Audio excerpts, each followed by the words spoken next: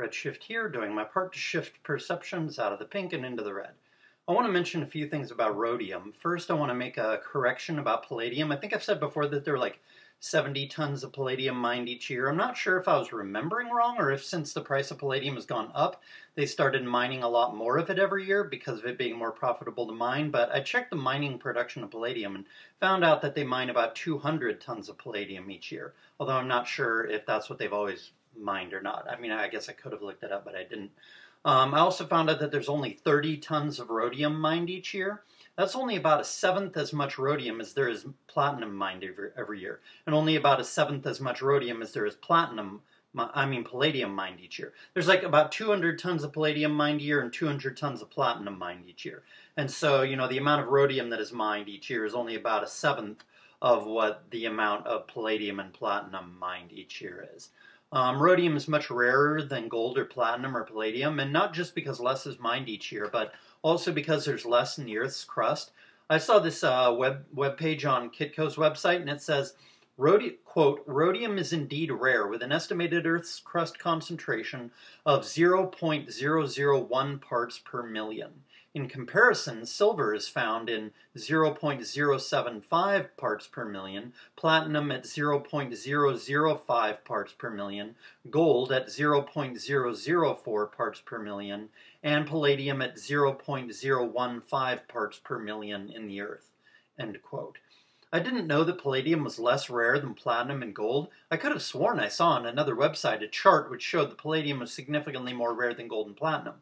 But if this Kitco website is to be believed, and Kitco's a reliable source, they're a pretty big company and stuff, pretty huge. So I assume they're right about that, but it's a little weird compared to what I thought was the case. I don't know, maybe I misinterpreted some earlier data or remembered it wrong or something, but if this website Kitco is to be believed about this, not that they'd be lying, but maybe they'd be a little wrong. But considering this is their forte, I doubt they're wrong, so they probably can be believed on this. And if they're to be believed, then silver is the most abundant, then palladium is more rare than silver. It's the second most rare, at least among these five metals. Then platinum is more rare than palladium, gold is a little bit more rare than platinum, and rhodium is more rare than any of the other four metals. But a large percentage of all the silver mined each year is destroyed in industrial processes, making silver essentially rarer than it exists in the Earth's crust. When considering silver's and considering this makes silver's store of value as money better because, in my opinion, because it has to do with stock to flow ratio and whether you think that's necessary for something to be money. I mean, if you want to consider gold and silver money, then they don't have to be transacted in because nobody pays with gold and silver anymore, right? It just matters whether it's valuable to hold because, it holds its value and, that's the case. But I guess part of the reason it holds its value is because there's a lot of people holding it, but I guess that really could apply to any rare thing, any rare metal or whatever. It's like the more you hold it, the more, the longer you hold it, it's gonna, rise in value. That's just the way it is. It becomes rarer and rarer. So I don't think silver or gold are more money than platinum or palladium or rhodium are, right? But a lot of silver. I don't know if this is just industrial use or industrial destruction of silver, but it's something like 65% of silver is either used or destroyed in industry. And so, a lot of silver every year is destroyed. So silver is actually more rare than it is in the Earth's crust because so much is destroyed every year. Right, but it's still quite abundant compared to some of the other precious metals like gold, platinum, and rhodium. Although this is quite a weird fact if it's true about these concentrations in the Earth's crust, because if platinum is really that much rarer than palladium, that is way rarer than palladium, then why would they ever use platinum for catalytic converters? Why would they not always use palladium instead of platinum for that purpose if platinum's way more rare? I mean, I can understand using platinum in jewelry and such because it's far shinier than palladium. Platinum is beautiful. Palladium is ugly. It's not shiny at all, really, and is there anything more ugly than, dull gray? I mean, I guess there are, but it's a pretty ugly color, you know what I mean? But I can't understand why they would ever use platinum for catalytic converters. Another weird thing is that I remember that one of the owners of a mining company, I can't remember the guy's name, I think it's Keith Neumeyer, maybe. It's the guy who owns First Majestic Silver, that company. He said that they mined something like 9 or 12. I can't remember the exact number, but it was somewhere around 10 ounces, but it wasn't 10. It was like, 8 or 9 or 12 or something like that. Ounces of silver for every ounce of gold, right? And I've heard that number elsewhere as well, that there's about like 10 ounces of silver in the Earth's crust for every 1 ounce of gold. And if that's so, then why does this Kitco page on their website say that gold's abundance is 0.004 parts per million and silver is 0.075 parts per million? Shouldn't silver be 0.08 parts per? No, that'd be more. No, shouldn't silver be like 0.04? Because that's 10 times more than 0.004. Like if silver were 10 times the amount in the Earth's crust that gold is, then it would be 0.04, not 0.075. You see, doesn't this information on Kitco seem to say that there are actually 18.75 ounces of silver in the Earth's crust for every 1 ounce of gold? And if this is correct, then why do all the other sources say that there's only about 10 ounces of silver in the Earth's crust for every 1 ounce of gold? And considering this data on Kitco's website, it makes the ancient gold-silver ratio of 15 to 1 or 16 to 1. It was different in different countries. This 15 to 1 or 16 to 1 ratio makes a lot more sense now. When you look at Kitco's data that says that there's 18.75 ounces of silver in the ground for every 1 ounce of gold. That makes the old ratio of 15 to 1 or 16 to 1 that the ancients used hundreds of years ago or thousands of years ago, that makes a lot more sense now, right? And even the earlier American ratio was, I think, 15 to 1. So, this makes way more sense now. I always wondered about that. If the ratio is 10 to 1 in the Earth's crust, why were the old ratios 15 to 1? But now, this makes a lot more sense, right? So it also makes a lot more sense now that the silver to gold ratio, that is how many ounces of silver 1 gold ounce can buy, like that ratio is way out of whack right now, right? Like it's over 100, but you take the premiums into account, it's really only about 80, but that's still pretty out of whack. The average for like the last 30 to 40 years is only like 60 or 65 or something, still pretty out of whack. And the COMEX price is over 100 is the gold-silver ratio, which is really out of whack. But you can't buy it at that price right now. But it's just a worthless paper price. But the silver ratio, gold-to-silver ratio being out of whack like this makes a lot more sense. Not that it's not still out of whack. It's just way less out of whack than I realized if there's really almost 20 ounces of gold. There's almost 19 ounces of gold in the Earth. I mean, almost 19 ounces of silver in the Earth's crust for every 1 ounce of gold. So then, like, an early ratio of like 50, yeah, that's out of whack, but it's not nearly as out of whack as if the ratio in gold to silver in the Earth's crust were 10 to 1. Silver to gold was 10 to 1, right? So actually, it's way less out of whack than I thought it was, right? Like a 60 to 1 silver to gold ratio means that silver is only 1/3 the price that it should be.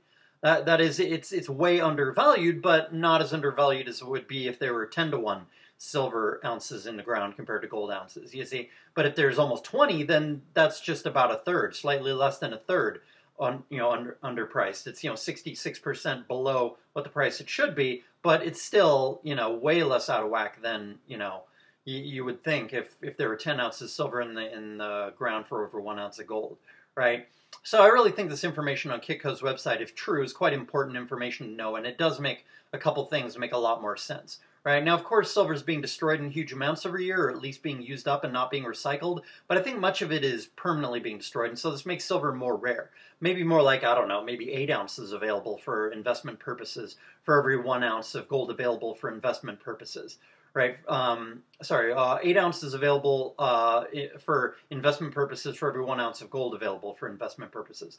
Because, about 65% of silver every year is used in industry, although I'm not sure whether that's the percentage that's like most of that is destroyed or just a small, half of that's destroyed or a quarter is destroyed. I'm not sure what it is, but it's regardless, more than half of it goes to industry and stuff, right? So less than half of the silver mined every year is available for buying to, be a silver hoarder, be a silver bug, right? So this means really in that sense, there's really only like 8 ounces available for every 1 ounce of gold, because gold is not used in industry much. There's not too many uses for gold. There's thousands of uses for silver, but there's not very many uses for gold at all. And so this means that really the ratio is kind of more like 8 to 1.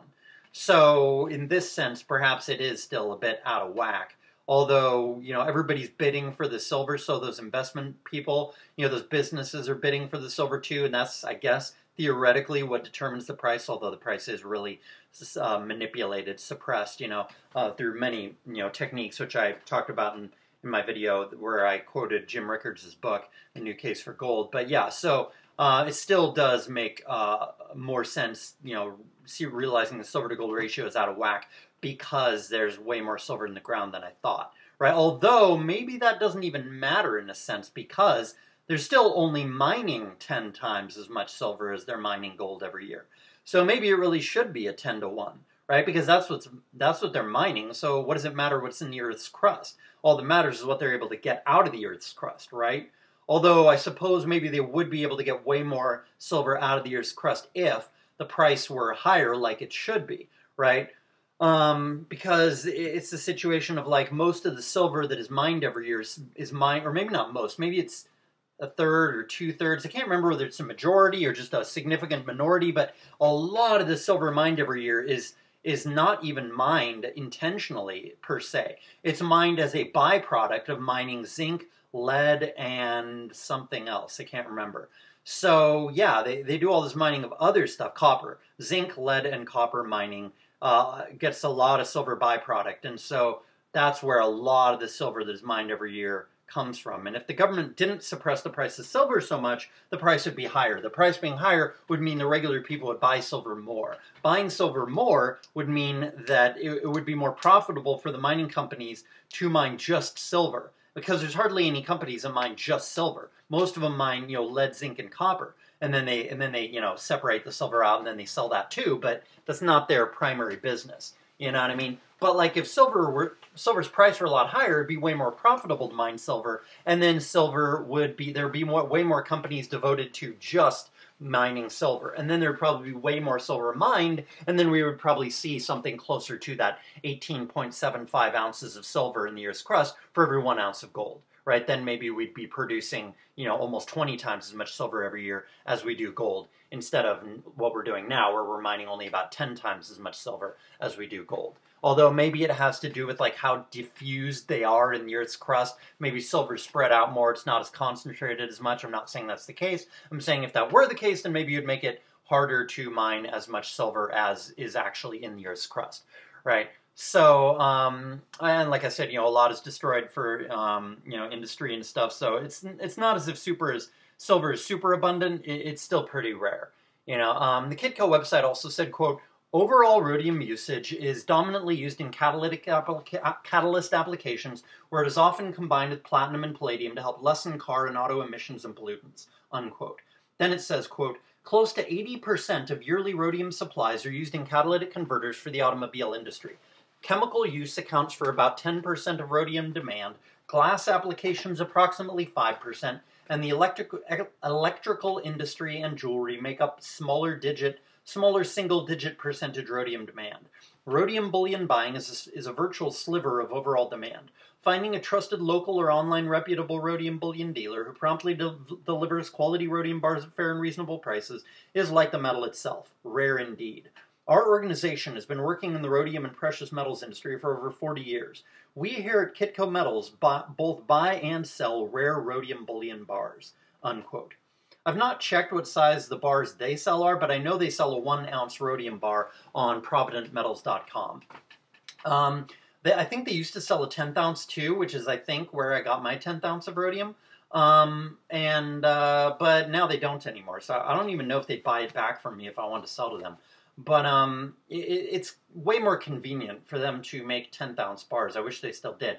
If you don't have a lot of money, then it's way easier to buy a 10th ounce than it is to buy, a full ounce, especially if the price has gone up a lot, $2,000, $3,000, $5,000 an ounce, right? It'd be way easier to drop down $200 or $300 or $500 to buy a 10th ounce piece than it would to be drop down $2,000 or $3,000 or $5,000 to buy a full ounce of rhodium. You see what I mean?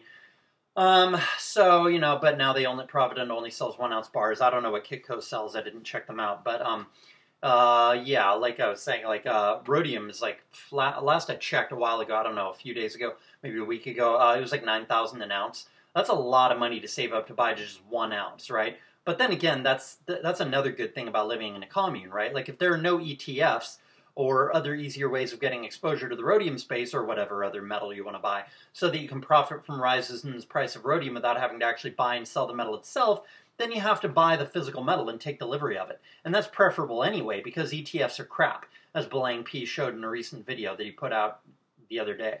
But that is only possible for poorer middle-class people if they pool their money with other people so that they can all buy 1 ounce of rhodium. Of course, you want to buy low and sell high, so when the price is much lower, like it was when I bought my little bit of rhodium, then you can afford to buy a little bit of rhodium on your own. But still, you're going to pay lower premiums if you buy bigger bars of rhodium, so a group of 100 people could pool their money and then save it up, and then save up and buy a 100-ounce bar of rhodium or a 10-ounce bar of rhodium or whatever, and then pay very little in premium for it. They could do that when the price is very low, and then they could wait, or even a bigger group of people, 1,000 people could get together and buy maybe a 100-ounce bar of rhodium or something.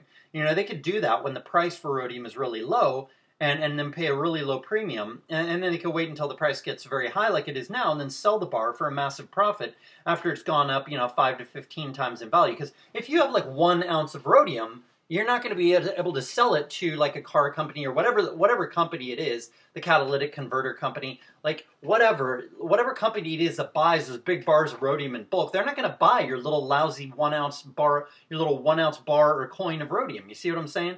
You got to buy like a big bar, and then you pay, number one, way lower premium, and you'll be able to sell that big bar direct, just like, to the people who buy those bars. You know what I mean? Like the catalytic converter companies or whatever, or those glass application companies or whatever, they use it in glass, manufacturing or whatever it was.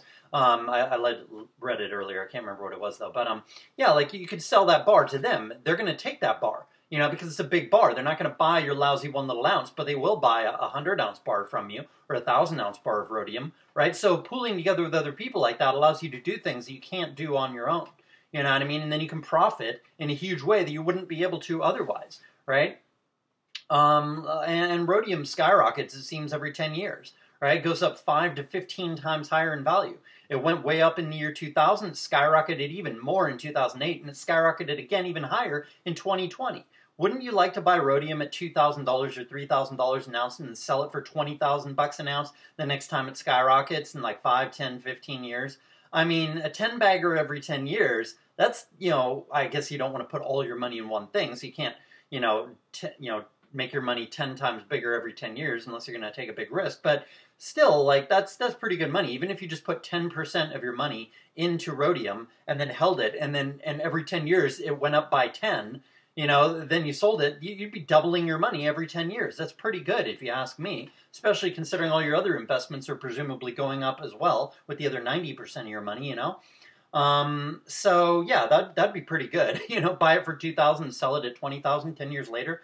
Though considering the fact that it's mostly used in catalytic applications, once all cars are electrical and no one uses gasoline for cars anymore, then rhodium demand might drop off a cliff, and then there might not be any more skyrockets of the price of rhodium. So you might be taking a risk if you buy rhodium. But then again, if it were just car demand driving these price increases, then why would rhodium only be skyrocketing in like financial problems, just like gold and silver should be doing, right?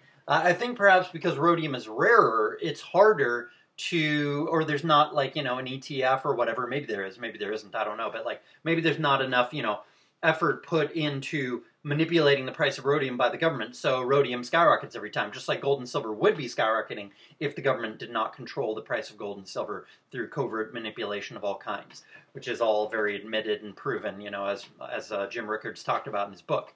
You see what I'm saying? So, like, I really don't think the whole car demand thing would necessarily make it so that rhodium would not still skyrocket in the next financial crisis, right?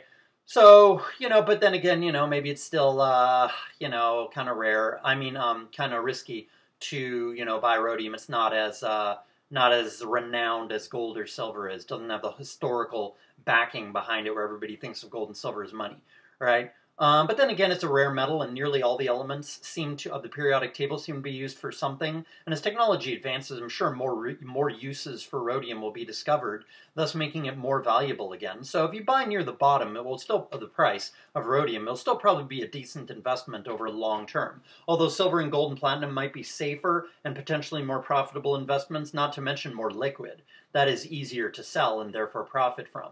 My local coin dealer does not buy rhodium because he says it's too volatile, which is unfortunate because I'd love to sell my rhodium to him and make a nice profit. If you bought rhodium a year or two ago when I was recommending it, then you might have made a lot of money in this skyrocket of the price of rhodium that we're in right now, assuming you sold it to Kitco or Provident Metals or whatever. I can't guarantee it'll skyrocket again in 10 years from now, but it very well may. Wouldn't surprise me in the slightest. And if it does, then it'll go up even more than it did this time. Each skyrocket of the price of rhodium is higher than the last, and each one seems to happen every, 8 to 12 years. The 2008 skyrocket was much higher than the 2000 skyrocket, and the 2020 skyrocket of the price of rhodium was significantly higher than the 2008 skyrocket. So if there's another skyrocket of the price of rhodium, it might be much higher than the 2020 peak in the price of rhodium. It might be 30,000 or 40,000 next time that it shoots up to. That could be really profitable, especially if you had a big bar that you could have no trouble unloading to some catalytic converter company or something. The same page on Kitco's website also showed a chart that showed the yearly production of rhodium, and it's pretty steady at about 1 million ounces per year, which is about 30 tons per year. The same page said that most of the world's rhodium mining is done in South Africa. It said that about 80% of rhodium mine supply comes from South Africa. It showed a chart, and indeed the chart showed that most of the world's rhodium comes from South Africa. Russia produces the second largest amount of rhodium every year, producing 12% of the world's rhodium supply, and the US and Canada mine about 3%. But most of that is Canada, not the U.S., while Zimbabwe mines about 4% of the world's annual rhodium supply.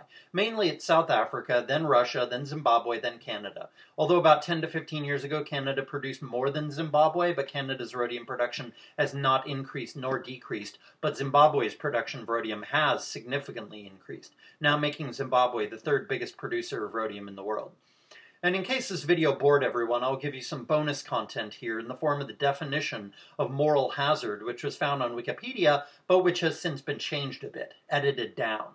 I will present here the original unedited version of what Wikipedia said about moral hazard almost 2 years ago when I made another video where I read that definition just like I'm going to do here, but I re-listened to that video, which I had never released, and I figure I wasn't, using the term XXers and stuff, and so I probably would get another strike if I released that video, although maybe not, but I don't want to risk it because I just got a strike. I got a warning.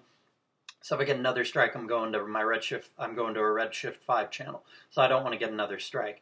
So I want to read this definition of moral hazard, because it is the perfect definition. It's not referring to gynocentrism or feminism, but it applies perfectly to feminism, gynocentrism, legal misandry, modern marriage, etc.